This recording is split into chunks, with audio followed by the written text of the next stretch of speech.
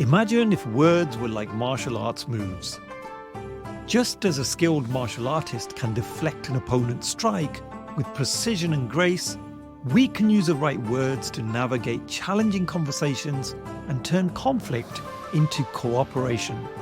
Today, we're diving into a book that brilliantly bridges this metaphor called Tung Fu. I'm joined by Sam Horn, who I like to think of as the Mrs. Miyagi of communication. Sam has over 20 years of experience as a communication expert, and her writing has appeared in various publications, such as Business Week, Forbes, and the Huffington Post. Her books include Pop, Create the Perfect Pitch, Title and Tagline for Anything, What's Holding You Back, and Tung Fu. In this episode, we'll explore how to use the superpower of words to think on our feet, diffuse tension, and communicate more effectively in both personal and professional settings. I'll warn you now, you're going to need a pen and some paper because this episode is packed full of practical tips, so you'll want to write them down as you go along. Let's get into it.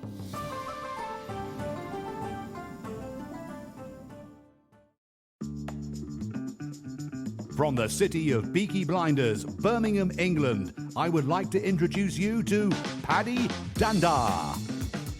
As the world becomes more automated and the robots take over, it's imperative that we build the right human skills for the future. So pull up a chair, grab a samosa or two, and make yourself very uncomfortable. Hey Sam, thank you so much for joining me today. Before we jump into the subject matter, I just want to know which superpower you'd like to bring to this particular episode. I would like to use the superpower of words to lose and words to use so we can think on our feet and handle really challenging, sensitive situations diplomatically and proactively instead of getting angry or upset or suffering in silence. Oh, brilliant. I love that. And I came across your work because I had heard you on another podcast. And I just love the title of one of your books, which I went out and bought, which is called Tung Fu. And I hope we could talk a little bit about some of the content in there and also some of your other great books as well. But first of all, Sam, where are you from? Because I'm loving the outfit, by the way. And I would really love to hear where you're from and a little bit about your background. Well, right now, I live on a stream trail in Austin, Texas. So got to represent with the hat, right? And so I'm going to keep it short, Patty, because I know is a little bit of context about me and what I'm bringing to the table. And then I really like to focus on real life situations. What are we facing? And we think, I have no idea what to say in that situation. Or we have, I should have said syndrome. Why did I think of that at the time? So 2 minutes about me, and then let's jump into those how-tos. Sound good? Absolutely. Yes, let's do it. I was born and raised in Southern California on a horse. And a reporter once said, Sam, where did you get your confidence? Well, I got it on the back of a horse. Even when I was 8 years old, I'd be gone all day on my horse. Get bucked off, figure it out. Bridle breaks, figure it out. And so my entire career as CEO of the Intrigue Agency and the Tung Fu Training Institute is how to figure out what to say when we don't know what to say. Because I think it's a skill. And even if we're a techie and we're brilliant with blueprints, put us in front of a person and all of a sudden we're tongue-tied and tongue-twisted. It is a skill that we can learn, and it is the key to a successful life and career. So my book's everything from Tung Fu, which is selling around the world in 17 languages, 20 years after it was first published, Talking on Eggshells, which the founder of Whole Foods, John Mackey, said is the course correct for today's cancel culture, and Someday is Not a Day in the Week. Pop, which is how to stand out in your crowd. The great joy of my life is to have an opportunity to do meaningful work I love with people I enjoy and respect. So that's a bit about me. Oh, brilliant. And I hope I don't get tongue-tied, because sometimes when you meet somebody whose work you love and then you get a little bit starstruck. So I apologize if I do, but I'm so happy you're here. And I think it's such a great topic for today's world as well, especially in the kind of gadget culture that we have today. I see my kids just on their phones all the time. And I feel like communication is one of those skills that is overlooked sometimes. So I'm so glad you're still championing this great skill.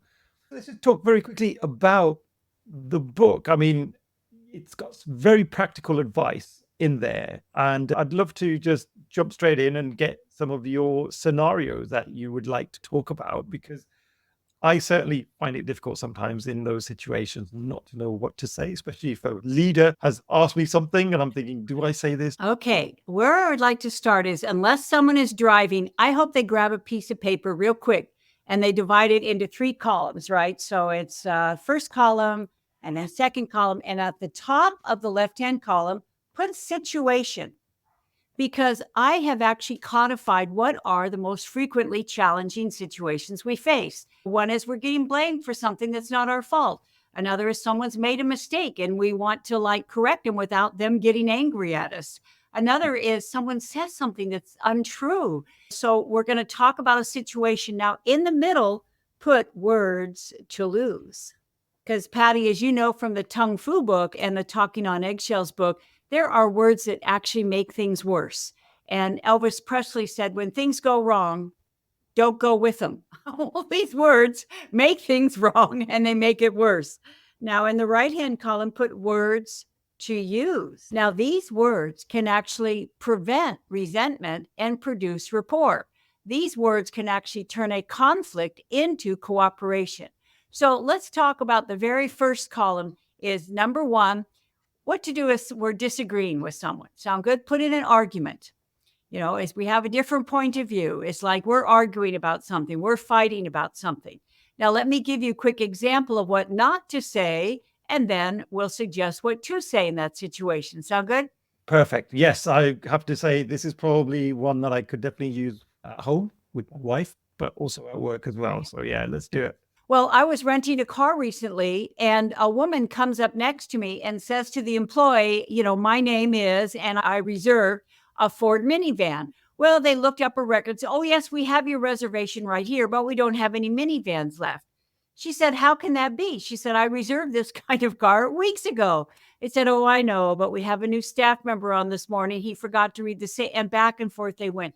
Patty, when I left, they were still arguing. And it was because the employee kept using a word, and this word creates conflicts. You know what the word is? I think I do because I've read the book. It begins with B. It starts with a B. It's 3 letters, the word but. It is. And now just listen. Well, I hear what you're saying, but we tried that before and it didn't work out. I'm sorry that happened, but it's not my fault. You did a good job on that, but you forgot to put in I know it's important to you, but do you hear how the word but makes it an either or, right, wrong conversation? If everyone watching just does this one thing when they're about to say, but, well, I'd like to help you, but, oh, see how that word but means I really don't want to help you, right? I'm sorry that happened, but I'm really not sorry that happened. Over in the right-hand column, put the word and. I'm sorry that happened, and thank you for bringing it to my attention. You're right. You did reserve a minivan, and we're out, and we'd like to upgrade you to the. Do you see how the word and bridges to what we're going to do next? The word but blocks communication and anchors it in an argument. The word and advances conversations. So that's one. You want another one? Yes, please. Okay. Now you talked about kids, Patty. How old are your kids? Oh, I have a boy who's 12 and a daughter who's 14, going to be 15. Okay. All right. Now we just used a work example. Let's use a personal example. So if you read my books, you know that I like to start with a story, a real life example to show how we do this on a daily basis. And then we unpack what doesn't work and what does. So here's the situation. I'm visiting my son, Andrew, in New York, and his 1-year-old son, Hero, crawls across the floor, hauls himself up on a guitar, and starts banging on the strings. Now, Andrew could have yanked that guitar away. He could have said no. He could have said, stop banging on the guitar. And guess what? All of that makes it worse. So the second situation is when someone makes a mistake or when someone's doing something wrong. In the middle, put the word no, stop, because the word stop running around the pool, guess what they're going to keep doing? Run around the pool. Stop teasing your sister. What are they going to keep doing? Teasing their sister, right? Patty, he said one word. Do you know what it was? I would love to know. He said gentle. And I saw Hero's face transform in front of me. And he reached back to the guitar. He went strum. And in that moment, Hero made music. And it was because Andrew told him what to start doing instead of what to stop doing. He shaped his behavior instead of shaming his behavior. As a result, Hero learned from that situation instead of losing face over that situation because Andrew was being a coach instead of a critic. So if you're taking notes, put in the middle column, stop. Stop interrupting me. Stop being late. Stop forgetting to feed the dog, etc., which makes it worse. We're coming across as a critic and we are shaming what they're doing wrong.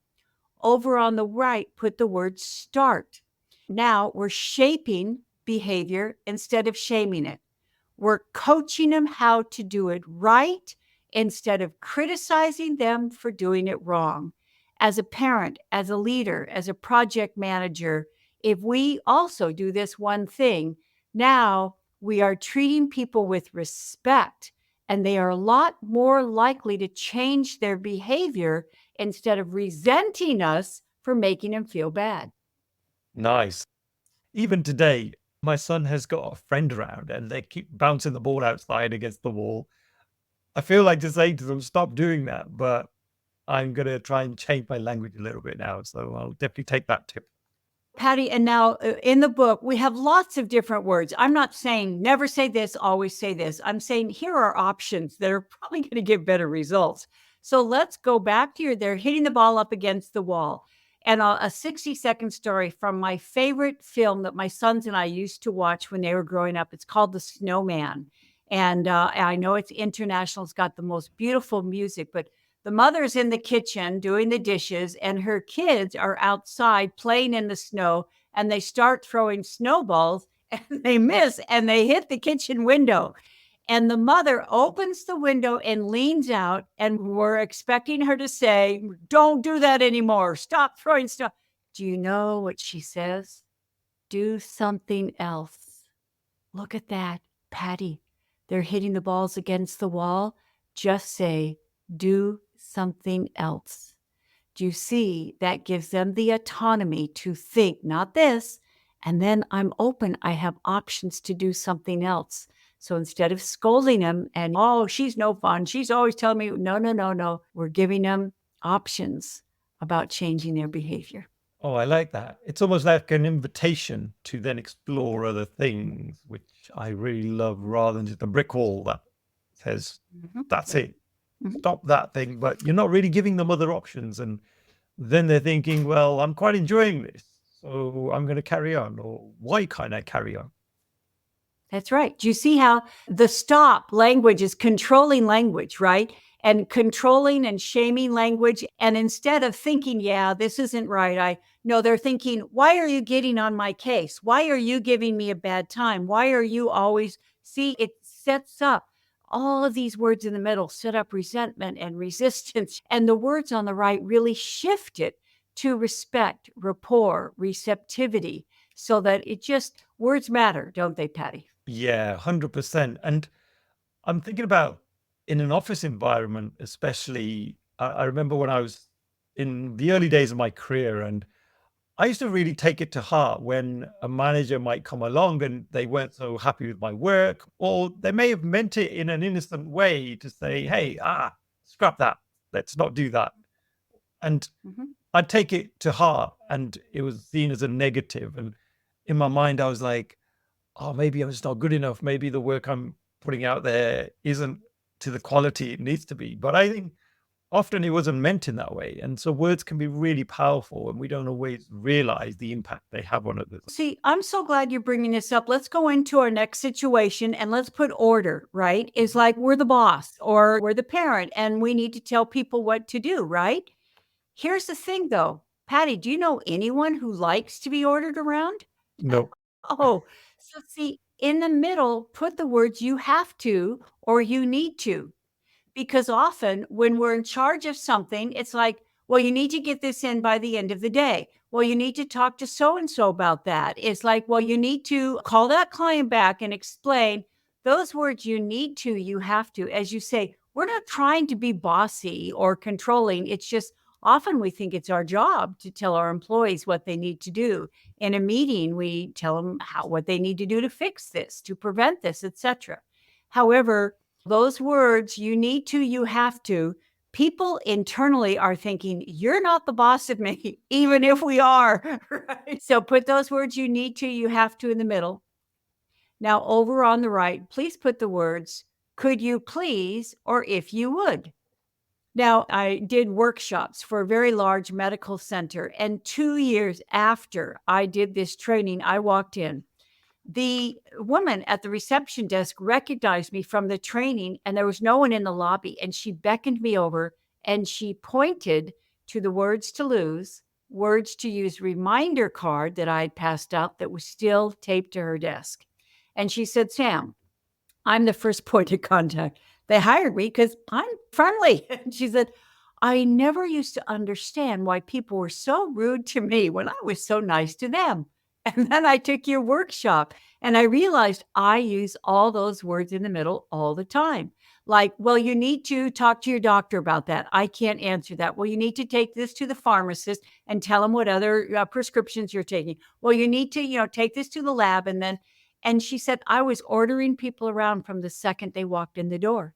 Now it's like, if you could please ask your doctor that, she will be able to, if you could please take this to the lab and get the results. And then if you could please let the pharmacist know.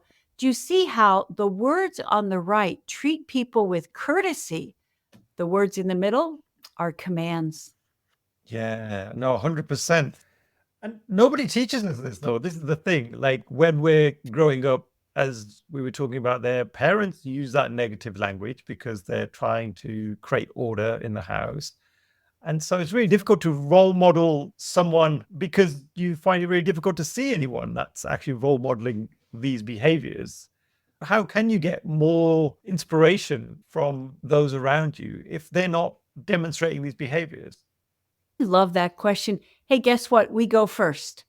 It is that I know from experience because now both of my sons have their sons. And like Andrew did with Hero, he modeled what to say instead of what not to say. And boy, Patty, I remember a woman put her hand up in my session and she said, Sam, I'm an English teacher. She said, I've been teaching that but is a conjunction for 25 years. She said, it wasn't until today I realized it's not a conjunction. It doesn't join sentences. She said, exactly what you said. Why aren't we taught this in school? And that's why I'm a woman on a mission. That's why I love to speak at conventions, do workshops for companies, is because people have an OMG moment. It's like, oh my goodness. I think of all the relationships where I wondered why people were upset with me. Well, it's because I was telling them what to do. I was using, well, I know we said we get it to today, but there's been And so shall we talk about another situation? Because as you said, this has the ability to improve every single relationship we're in. That's not an overstatement. It really does, whether it's someone we meet in public, whether it is a family member, whether it is someone we don't get along with on a committee or a project. When we use these words, they're a lot more likely to respond in kind, aren't they? Yeah, 100%. So there's almost a form of influence here as well, rather than it just being a mechanism of communication. Would that be correct? I just love your question. See, it's not just a form of influence. What I know is that if we are brilliant at what we do and we're not good at this, we're not going to get the promotions we deserve, right? I have a son who works at NASA and he is an engineer, very left brain. And he reads his mother's book because he realizes if I go in and I'm competing, he works in mission control at Johnson Space Center for NASA. And so, see, he is technically brilliant. Although my son Tom would tell you that he needed to get better at these communication and social skills because at a high level, if your team, for some reason, they've been putting in long weeks and we point out the one thing they do wrong instead of acknowledging all the things they did right, they're dragging their feet, aren't they? And when it's time to select someone for a promotion or a project, they're not going to pick the person who annoys the people around them or the people around them don't feel seen or heard or respected. So you are right that getting good at this is not just good for everyone we deal with. It really will determine our career success. Got it. Right. I'm really raring to go on this next scenario you mentioned. So I've got my next post-it note ready. Okay, so the next one is we have to tell someone no. Someone makes a request and we have to turn it down. And now guess what the words are in the middle? Can't because. Can we get this meeting started? Well, no, we can't because we don't have a quorum yet. Can I go ahead and move forward with this project? Well, no, you can't because it still hasn't been approved through accounting and the budget. It's like, can I talk to so-and-so? No, you can't. They're out on vacation this week.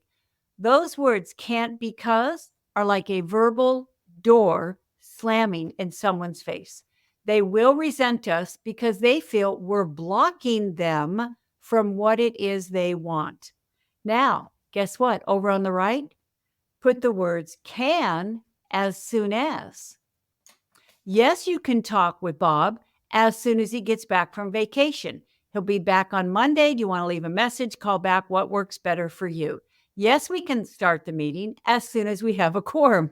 And if we don't have a quorum in 5 minutes, we're going to start anyway and record it so that now there was let's go back to a personal situation. There was a mother in an audience and her whole face, Patty, was shifting. And I said, so what's going on? She said, this is going to change the way I parent. She said, Sam, I'm a single mom. I have 3 kids under the age of 10. It seems like all I ever do is tell them no. Can I play with my friends? No, you can't. You haven't done your chores. Mom, can I watch TV? No, you can't because you haven't done your homework. And she says she would do something called stacking. Stacking is when we don't just use one of these words, we use all of them. Like, it's like, you should have told me. It's like, no, you can't because. So she said, think of the difference. Instead of saying, no, you can't play with your friends because you haven't done your chores. Patty, how would we turn that around? Instead of saying, no, you can't, we said, you can as soon as. Of course. Yes, you can play with your friends as soon as you finish your chores. Yes, you can watch TV right after you do your homework. Finish your math. Let me have a look. Now, she was the one who said, Sam, this isn't semantics. This changes the whole dynamic of the relationship. And see, Patty, that's right. Because when we tell people no, once again, they perceive we are the one blocking them from what it is they want. When we say, yes, you can, as soon as, who's in charge of getting what it is they want? It reminds me of a session I went to at a conference once, and the guy said, don't think of a pink unicorn. That's exactly what we're thinking about. And it's that same point that when you tell someone don't do something, we're going to do it. And so rather than that, if you can rephrase that into a different sentence, then I think it can really create a different type of experience for people. So I am so glad you brought that up. Let's bring up a different situation where we're trying to teach someone, right? Mm-hmm. And it could be as a parent, and it could be, Patty, do either of your kids play sports? Yeah, both. But my son's just crazy about lots of sports at the moment. Yeah, he seems to be trying every single sport he can until he like figures one that he's half decent at. And I think he might just stick with that. Well, let's talk about ourselves in sports and let's talk about our kids in sports as well, because this is where a lot of this language, especially in the heat of the moment, we often go to these words in the middle, which once again makes it worse. So do you play tennis or do your kids play tennis by any chance? A little bit. I'm not the best, but I used to love playing it as a kid, for sure. Well, I had the privilege of working with Rod Laver, Grand Slam champion Rod Laver on Hilton Head Island in South Carolina. And so we used to put on national tennis camps. And one time, Rocket wanted to thank me for putting in some long hours. And he said, you want to hit? Well, do I want to hit with Rod Laver? That's a rhetorical question. So we're playing. I tell you, Patty, he's making me work for it. He's running me right, running me left, running me back. And he throws up a weak lob. If I just put away this overhead, I am going to take a point off Rocket.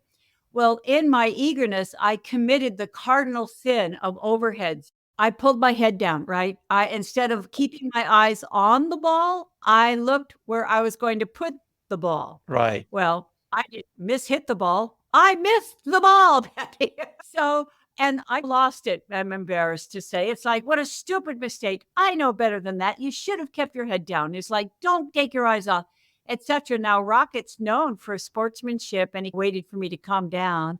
And then he went like this, and he said, Sam, he said, champions never use the word don't, and they never use the word should.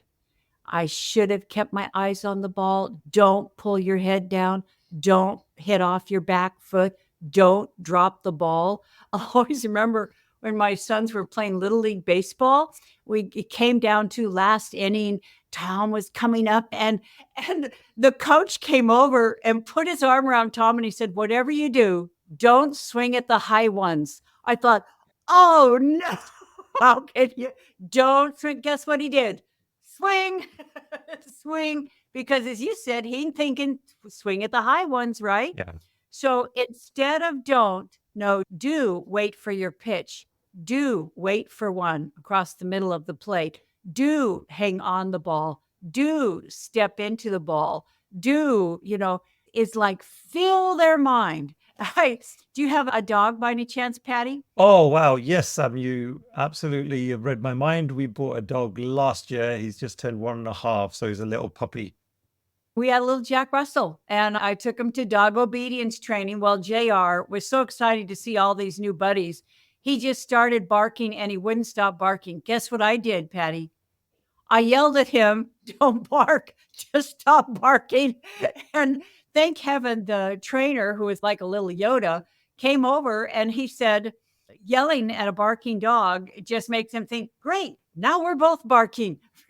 So I hope that people remember the next time they're trying to teach someone something, if they're saying, whatever you do, don't do that. Like, don't put too much information on your slides at work. Don't wait for everybody to show up before you start. Don't run long. Think about how many times we tell people what we don't want, which means they're thinking about and doing the very thing we don't want. Instead, know what do we want to do? Fill our mind with that. And of course, it's a lot more likely to produce the desired behavior instead of the dreaded behavior. Oh, I love that. And I totally get you on the dog barking thing, because that's exactly what our dog's doing at the moment. He's just seeing some animal flying across the street and he'll be barking his head off. And all of us are on his back. Don't stop them. What are you doing? And he just carries on. And think even about the words, because you talked about seeing the unicorn. And once you see something, your mind is focusing on what you're seeing.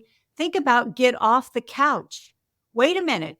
The visual word in that is couch, right? So even you're saying get off. However, what they're thinking is couch, right? So on the floor, right? No, once again, once you get good at this, your mind immediately goes to, no, what do I want? What do I want them to start instead of stop? What's the desired behavior instead of the dreaded? Now they're seeing what to do. Step into the ball instead of don't hit off your back foot. Hang on to the ball instead of don't drop the ball. It's like get your first serve in instead of don't double fault. Get rid of that word don't. Focus on what you do, and you can really improve your own sports performance, behavior, relationships. Yeah, I was thinking of a scenario that I think is probably a fairly common one that a lot of us have thought about, but not really figured out how to approach it. If I was looking to get promoted at work or asking the boss for something that I need, how might I approach that situation? It could be either a promotion, it could be I need some time off, but I know it's not going to be an easy conversation.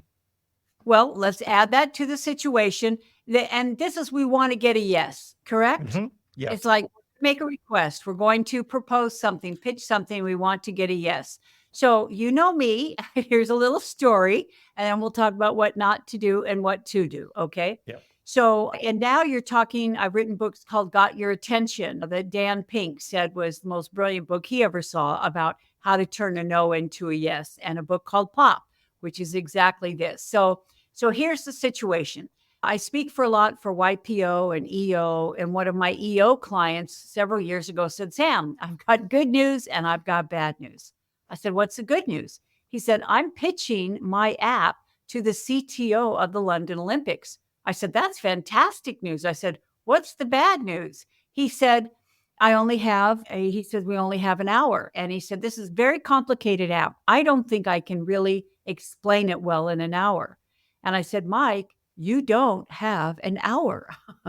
I said, step number one, put yourself in your decision maker's mind and ask yourself, what are they thinking? And he said, well, he's probably thinking we're 212 days out from the London Olympics. I don't have time for this. I said, guess what you're going to say? You're going to say, you may be thinking, not I know you're thinking, because that's presumptuous, isn't it? Yeah. You may be thinking we're 212 days out from the London Olympics. We don't have time for this. Guess what? If we put ourselves in the decision maker's shoes and they think, well, this isn't in our budget. If they're thinking, well, we tried that before and it didn't work. If they're thinking, well, I know you want that, but you don't have the job experience, right? If we don't say their objection, they're not listening to us. They are waiting for us to stop talking so they can tell us no, right? Yeah.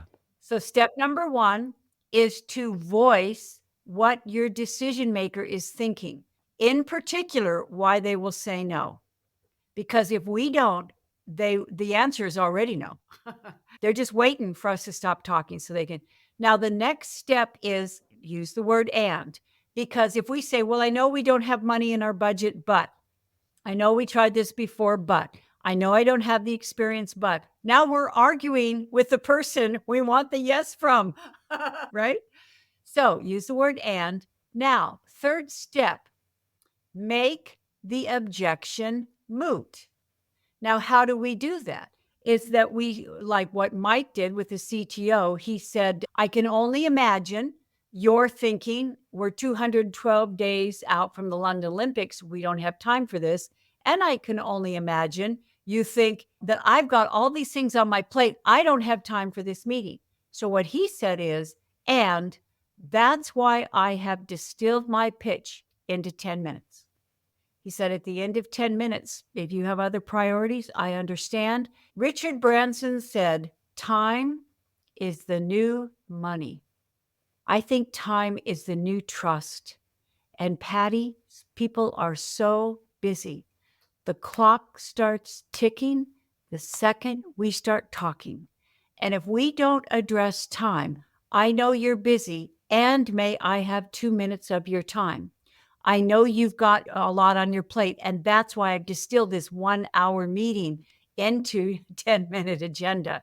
Do you see how today's world, one of the quickest ways to win buy-in is to take less time than they've anticipated, right? Yeah. You got me thinking about how I worded my initial message to you now, because I'm like, oh my God, I could have worded it so much better. So you've got me all paranoid. I'm going to have to go back and see how I could have improved that request. Well, and here's the good news is that one last step to turn a no into a yes. Number one, anticipate why they'll say no and say it. 2, bridge with the word and. 3, address time and ask for or take less time than they're anticipating. And step 4 is to introduce a win next. So see, it's not that I want a promotion. It's like you may have seen this in the Talking on Eggshells book, is what's their PIN, PIN. And no, this is the PIN number for their bank account. This is their priorities, their interests, or their needs. So see, it's not that we want the promotion. It's like they want someone they can trust. They want someone who can deliver results. They can want someone who can meet that deadline. They want someone who's going to be able to mobilize the team and get them to pull together. So we ask ourselves, what do they want? Now, how can I share how I can deliver that for them, right? Because that's what they want. It's not that I want the promotion or that I want to be put in charge of the project. No, it's all their pin. And when I identify 3 things that they want and then show how I can help them do that, that's when we start moving that no to a yes. Oh, I love that. I think for me, that has always been a really tricky conversation because there's just something within me that says, maybe you shouldn't ask this. Maybe you need to hold off, or maybe your manager will instigate that conversation with you. So I shouldn't say anything. So having those tips are really useful to be able to walk in with some structure and some confidence to say, well, actually, this is going to give me the best possible chance of success in this conversation. Thank you for that. Patty, I'm glad you used the word structure. Is I think one of the reasons Tung Fu is still selling around the world 20 years after it was first published. I think talking on eggshells, why these ideas stick, why people keep the book out. They don't read it and put it away on the shelf or listen to it and then erase it off Audible or whatever. They keep referring to it. And the reason is there are a lot of frameworks and structures. It's not just words to lose and words to use. There's something called a W5 form. And if there is an important interview, if there is an important meeting, if there is a Zoom call, if there's a podcast, I suggest people just take 5 minutes to fill out this W5 form because it will give them a structure to help them walk in, dramatically increase their likelihood of success. Do we have time for a quick success story of that? Oh, 100%. Yes, I'm all ears. So I was hired by Cisco to do some training for their learning channel, which is their top 435 executives from around the world. So one of their department heads called me on Wednesday and said he was having a department head all hands meeting on Friday. And would I look at his PowerPoint slides and brainstorm strategize the meeting with him? I said, sure. So after looking at his deck, I asked him, we filled out the W5 form together. And the W5 form is like, so what's the meeting? What's the situation, et cetera? Who's in the room? What's their mood? Why would they say no, right? W is like, where and when is this going to take place? And when I asked him where this was going to take place, it's 4:30 on a Friday afternoon. I said, yikes, they're going to have one foot out the door. And then it's like, why will it be an ROI for them? And I asked him, how do you want your employees to feel at the end of the meeting? Well, Patty, this is a Cisco guy, right? He's a techie. It's like, feel? Blink, blink. I said, yeah. And I said, it takes it's a lot of money to get everyone in off their shifts and so forth. He said, well, I guess I want them to feel proud. We exceeded all our numbers this year. I said, great. What else? He said, well, I guess I want him to be excited. We got a big Q1 coming up. I said, you think you might want to put some pictures of people in your PowerPoint deck? Because see, Patty, he's a Cisco guy, graphs, numbers, statistics, etc. There was not one picture of a human being in that. And well, he was a quick study. So on Thursday, he had the company photographer go around and take pictures of the people who've been working 60 hours a week, take pictures of the person who had identified a flaw, and they were able to catch it and correct it before they shipped. And he said, well, there's one other thing. The last W is, why will it be an ROI for him, right? What does he want to have happen at the end of this that would make it a success in his mind? Well, another thing he did when we talked about where and when is it going to be held, I said, all right, first words out of your mouth. I said, don't take your phone. I said, do you have a watch? He said, sure. I said, the first words out of your mouth, you're going to hold up, you're going to point to your watch. You're going to say, I can only imagine you're thinking, it's 4:30 on a Friday afternoon. These things normally take an hour or two, which puts you right out in the middle of rush hour traffic. He said, I have condensed this to a half an hour. I promise you we're going to be wrapped up by 5 o'clock. Rock and roll, let's go. He said, Sam, at the end of this, people were walking around high-fiving each other. Normally, it's like over, everyone rushes for the door. He said, they were walking around. I didn't know you did that. Congratulations. And it was because he did his W-5 form. So see, what I'm hoping is that people get a copy of Tongue Fu, get a copy of Talking on Eggshells. What is something they really care about coming up? What do they want a yes to? Do they want that promotion or position? Do they want a business partner? Do they want someone to fund their cause or their startup? Just even spend 5 minutes on that in advance. It's going to dramatically help you come up with the words to say that will actually increase receptivity and increase the likelihood that you get a yes instead of a no. Wow. It's just such practical advice. And I've never had a guest giving so many practical tips in one episode. So I do really appreciate you sharing all of those with us, Sam. And I know we're fast approaching time. Before we wrap up, I'd love to ask you one of my favorite questions, which is if you could have any superpower in the world to abolish something in the world of work, and we'll do it for 24 hours because I like to do a trial or a pilot just in case everything goes wrong. What would that be for you? Now, Patty, you know me. In the middle column, put abolish, what we don't want in the work world. Over in the right-hand column, put honor. Because see, Patty, part of what we're talking about is we never just talk about what we don't want or what's not working, right? We immediately, as you said, we set an example, and that is we always shift people to be proactive, not reactive. We always shift to what we do want. And so what I want to abolish is that people are rude, that people are thoughtless, and they get upset when they take their anger out on other people. They take their frustration or impatience out on other people. So I want to abolish that. And what I want to honor is that we treat people with respect. We ask ourselves, how can I say this in a way that moves us forward? How can I say this in a way that shapes behavior instead of shames it? How can I say this in a way that I'm a coach instead of a critic? How can I say this in a way that I'm modeling integrity and compassion so this person chooses to respond in kind? So what I want to abolish is rudeness, and what I want to honor is respect.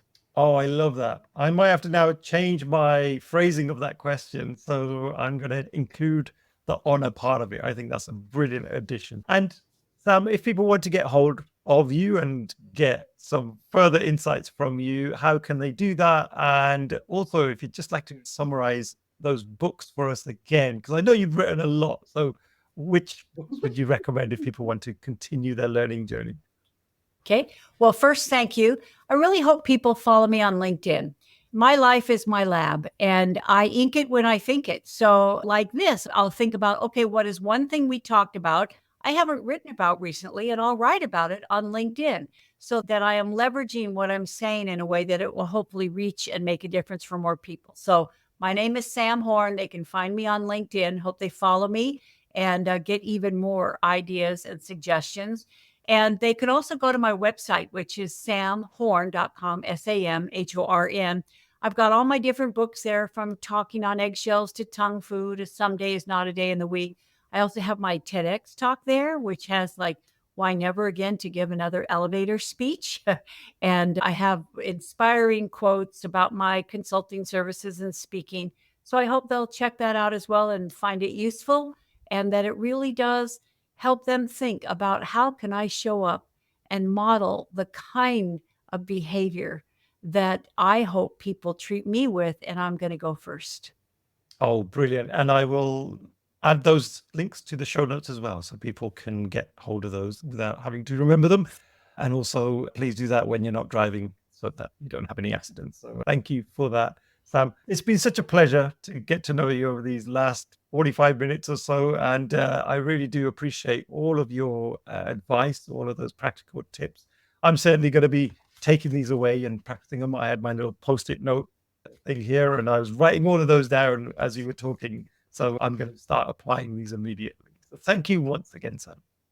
Well, I thoroughly enjoyed it. Katharine Graham of the Washington Post said, to do what you love and feel that it matters, how could anything be more fun? Well, I get to do meaningful work. I get to do it with people I enjoy and respect. Does it get better than that, Patty? Honestly, you're living the dream, and I wish I was on that same path, or I'm trying to get on that path, but I'm still a long way off yet. But it's so good to see someone who's absolutely flying. So thank you so much. You're welcome. Thank you. It's the end of another episode. Thank you so much for listening. Please do connect with me via LinkedIn and drop me a message and let me know your favorite takeaways from the episode. Also, don't forget to subscribe to the Superpower School newsletter so that you can be notified of all future episodes. Simply visit the website www.superpowers.school. Thank you once again.